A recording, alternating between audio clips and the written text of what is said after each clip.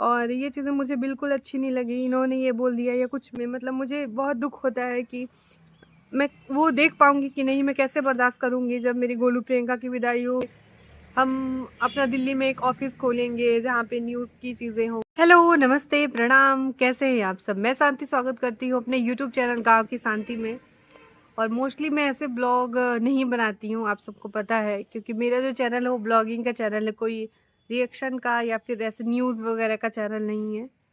But कुछ दिन पहले 4 दिन हो गए होंगे, 3-4 दिन पहले मेरे पास एक ऐसे रिकमेंडेशन में एक वीडियो आई।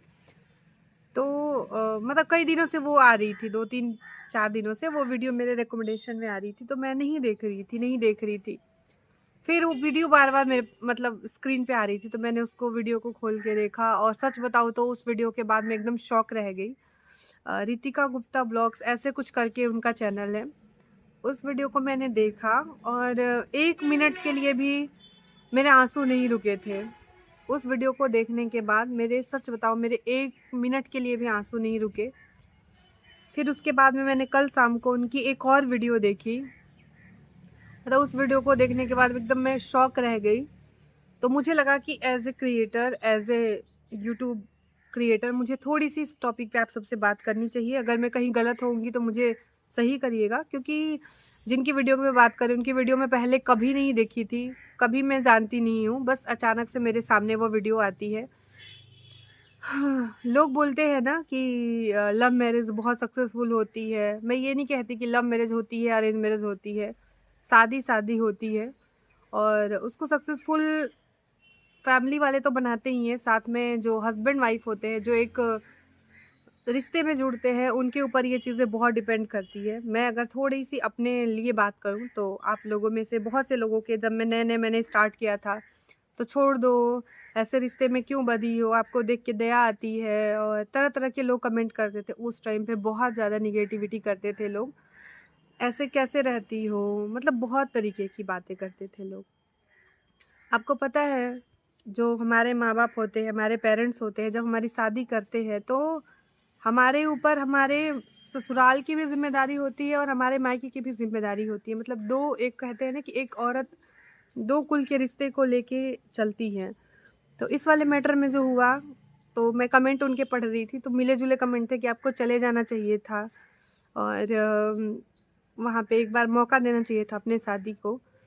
तो अच्छा है कि वो नहीं गई, मैं तो यही बोलूँगी, मतलब मेरा पॉइंट ऑफ व्यू ये है, आप लोग मुझे समझा सकते हैं।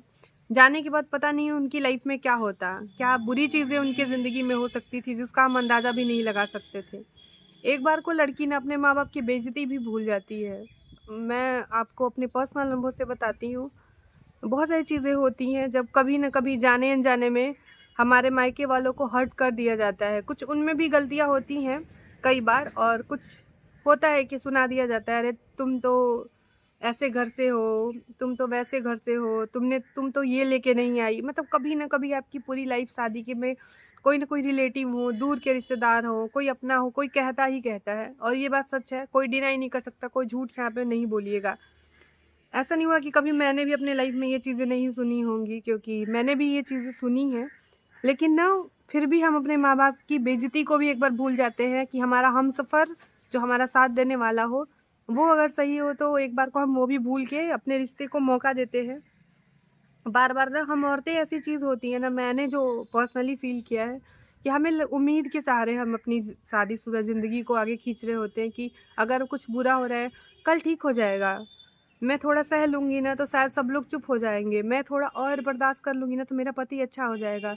मैं थोड़ा एडजस्ट कर लूँगी ना तो मेरे सास-ससुर मुझे बहुत सारा प्यार करने लगेंगे। और कहीं न कहीं हमारे, मतलब मैं अपने पापा की बात करूँ तो जब मैं नई-नई शादी करके आई थी, मैं अपना पर्सनल चीज़ शेयर कर रही हूँ आप लोगों के साथ में।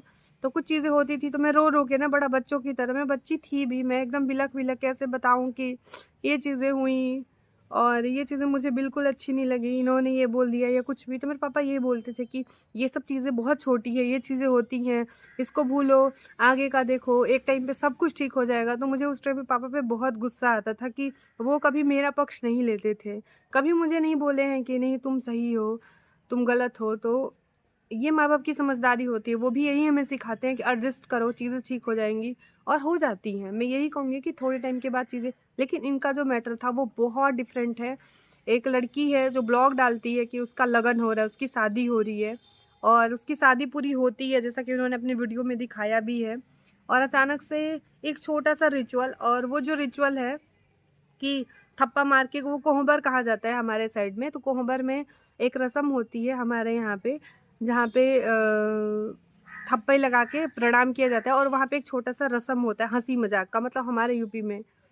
बाकी उनके यहाँ पे क्या होता होगा मुझे नहीं पता है, तो ये कोहबर में होता है और विदाई भी घर से होती है। मैं खुद चाहती हूँ कि मैं गोलू प्रियंका की विदाई अपने घर यहाँ से करूँ। मुझे नहीं पता है कि मैं उनकी विदाई कैसे कर पाऊँगी कभी लाइफ़ में, मतलब मुझे बहुत दुःख होता है कि मैं वो देख पाऊँगी कि नहीं, मैं कैसे बर्दाश्त करूँगी जब मेरी गोलू प्रियंका की विदाई होगी।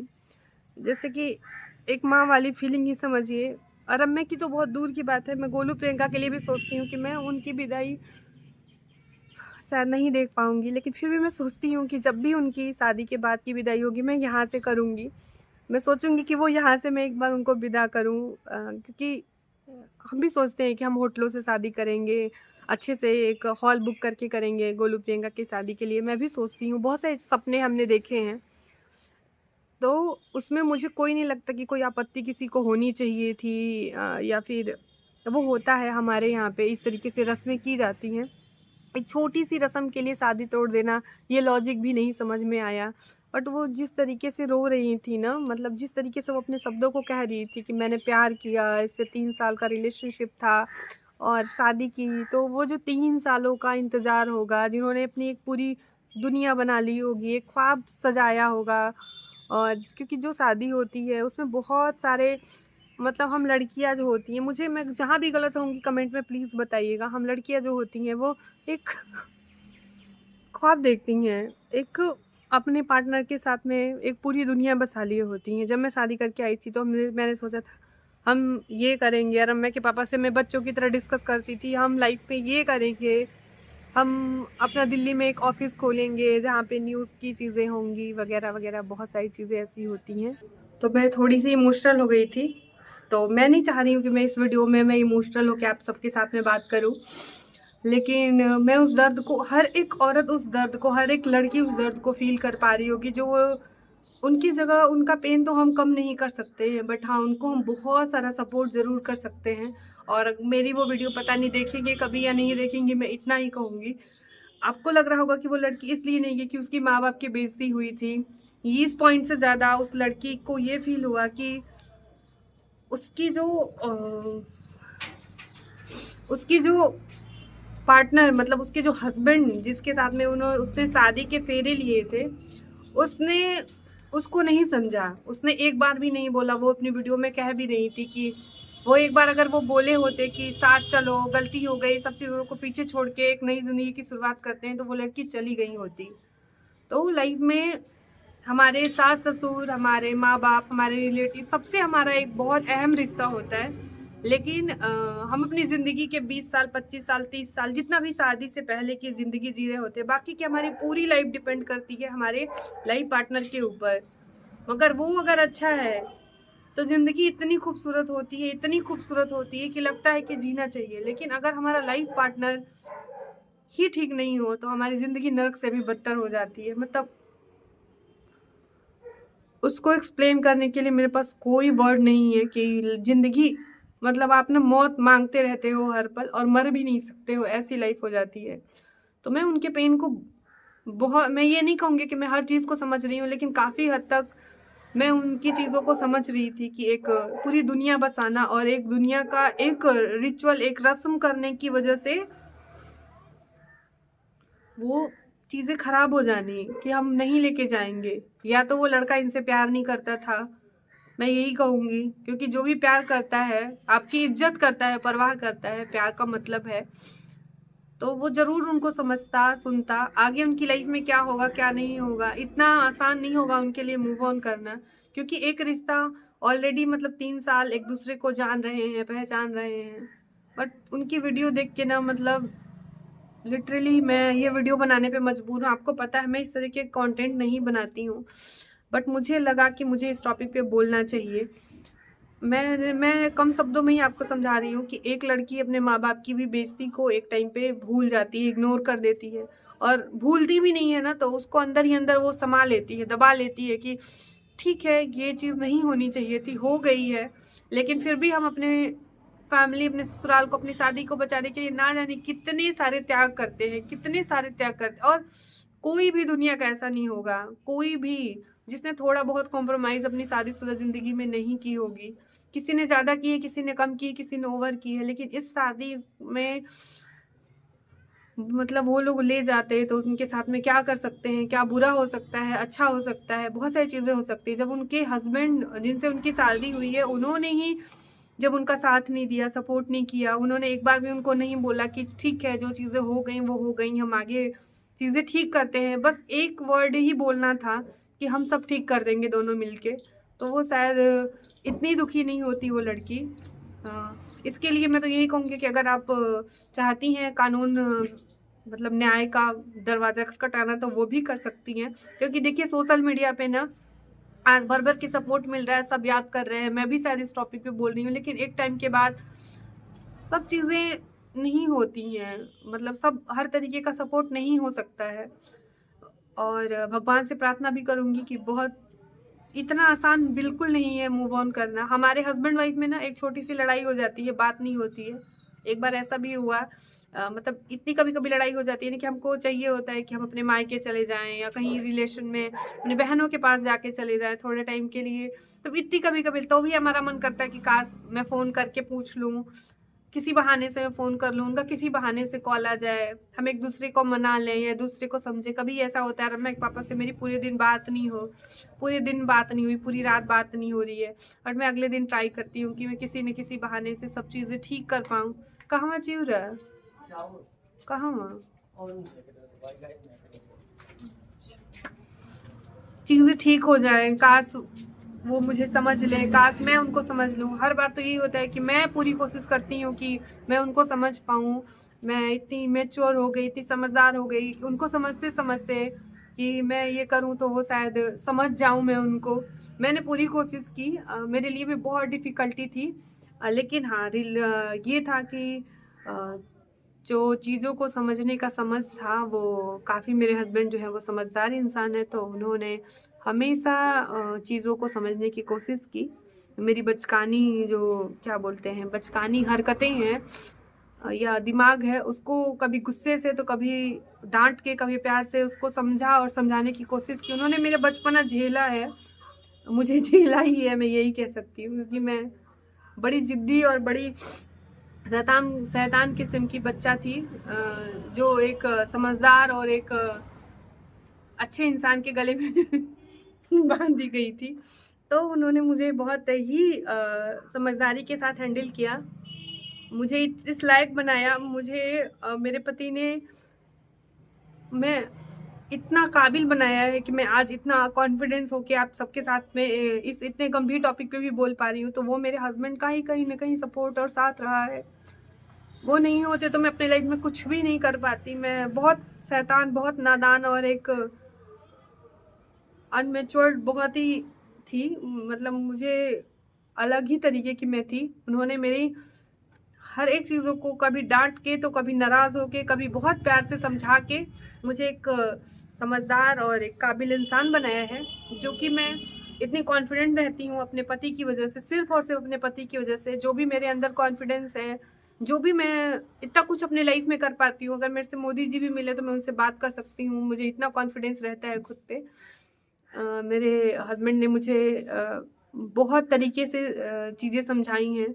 उनके समझाने का तरीका थोड़ा-सा डिफरेंट होता है, थोड़ी नाराज़गी और गुस्से वाली, बट उसमें भी उनका प्यार होता है। वो नहीं चाहते हैं कि वो मैं कहीं भी वैसे हूँ, और जैसे कि जब भी मैंने उनकी बात नहीं मानी है, तभी मैं मुसीबत में फँसी हूँ या फिर प्रॉब्लम में, वो चाहे मेंटली ही प्रॉब्लम क्यों ना हो। कभी पार्टी में इनकी उनकी पार्टी में जाना, अटेंड करना, ये वो मुझे हमेशा मना करते थे, हमेशा समझाते थे कि ठीक है तुम जाओ, मैं नहीं रोकूँगा, लेकिन ये चीज़ें होंगी, ये चीज़ें आगे तुमको झेलनी पड़ेगी, देखनी पड़ेगी, सुननी पड़ेगी, सोशल मीडिया ऐसा है, वैसा है। मैं नहीं मानती थी उनकी बातों को, मुझे लगता था कि नहीं, मैं जो कर रही हूँ वो ज़्यादा बेस्ट है, बट फिर भी उन्होंने समझाने की पूरी कोशिश की। मैं जहाँ भी नहीं मानी और उनकी बातें 100 की 100% सच हुई और इसीलिए अब मैं बहुत फूँक-फूँक के कदम रखती हूँ। कुछ भी मुझे ऐसा करना होता है या बोलना होता है तो मैं पूछती हूँ कि ये है, तो वो मुझे समझाते हैं फिर तो जाके स्मूथली मैं फाइनली 15वीं एनिवर्सरी अपनी शादी की मनाऊँगी। एक सक्सेसफुल मैं बोलूँगी एक मैं बस जाते-जाते यही बोलूँगी कि उनको बस भगवान से प्रार्थना करूँगी और आप लोगों से बोलूँगी कि उनके चैनल को प्लीज़ बहुत सारा सपोर्ट करिए और हमेशा ही उनकी स्ट्रेंथ बनिएगा। ऑडियंस बहुत बड़ी चीज़ होती है। एक-एक पॉज़िटिव कमेंट उनके लिए बहुत ही ज़्यादा अभी मजबूती का काम करेंगे उनके मन को क्योंकि मैं कमेंट बहुत इफ़ेक्ट डालते हैं। एक पॉज़िटिव कमेंट ना पूरा दिन बना देता है हम क्रिएटरों का और क्रिएटर भी नहीं, मैं एक इंसान हूँ, मैं आई यूट्यूब पे अगर मैंने अपनी कोई प्रॉब्लम शेयर की आप सबके साथ में, उस पे अगर 1-2 पॉज़िटिव ऐसे कमेंट होते हैं ना जो लगता है कि हे भगवान! इसने तो मेरी मतलब अंदर एक ऊर्जा भर दी। तो बस मैं यही बोलूँगी और अगर वो मेरी वीडियो देख रही हैं तो मैं समझ सकती हूँ और थोड़ा टाइम लगेगा, थोड़ा टाइम दीजिए लेकिन नहीं देने का रीज़न अगर क्योंकि उनके कमेंट में है कि तुम माँ-बाप के लिए क्योंकि शादी हो गई है, तुम्हें अपने सास-ससुर के बारे में भी सोचना चाहिए। वो मैटर से ज़्यादा मैटर उस लड़की के लिए ये था कि अगर उसका जो हस्बैंड है वो एक बार उनको बोलता कि हम सब ठीक कर देंगे, चलो मेरे साथ, मैं हूँ तुम्हारे साथ, वो लड़की सब भूल जाती, सब कुछ भूल जाती और वो एक हैप्पी लाइफ जी रहे होते। बट मैंने अगर कुछ भी इस वीडियो में गलत बोला हो तो मुझे क्षमा करिएगा और मैं माफ़ी चाहूँगी। जितना मेरे अंदर नॉलेज था, जितना मैंने जानकारी मेरे पास थी, उतना मैंने आप सबके साथ में शेयर करने की कोशिश की। अब मेरे ब्लॉग आएँगे और बस उनके लिए भगवान से बहुत सारा ब्लेसिंग कि वो बहुत स्ट्रॉन्ग रहें और जो चीज़ें अच्छी हुई कि शादी से पहले पता चल मतलब शादी क्या विदाई से पहले पता चल गई। अगर बाद में उनके साथ कुछ भी बुरा होता तो शायद चीज़ें बहुत ख़राब हो सकती थी। और एक और थैंक यू बोलना चाहूँगी उनके मम्मी-पापा और उनके रिश्तेदार पेरेंट्स के, जो उन्होंने इस टाइम पे भी उनका बहुत सारा साथ निभाया क्योंकि मैं ऐसे सिचुएशन में बहुत सारे पेरेंट्स को ऐसे पर्सनली जानती हूँ, जो बेटियों के साथ में कुछ भी गलत हो जाता है तो वो उसका साथ नहीं देते। वो उनको बोझ बनाने लगेंगे या कहने लगते हैं ठीक है तुमको चले जाना चाहिए, तुमको ये करना चाहिए, ज्ञान देने लगते हैं। उनका साथ नहीं देते, उनके साथ में अच्छा बिहेव नहीं करते अपने दूसरों बच्चों की अपेक्षा। तो वो लड़की उस समय टूट जाती है और ऐसे ही उनका साथ दीजिएगा। वो थोड़े-थोड़े टाइम लगेगा उनको रिकवर होने में लेकिन सब कुछ चीज़ें ठीक हो जाएँगी और अगर मैंने कुछ भी गलत बोला हो किसी के भी लिए तो मुझे क्षमा करिएगा। मेरा उद्देश्य सिर्फ़ और सिर्फ़ बस अपनी इस टॉपिक पे राय देनी थी। मिलते हैं आप सबसे कल, तब तक के लिए अपना बहुत-बहुत सारा ख़्याल रखिए।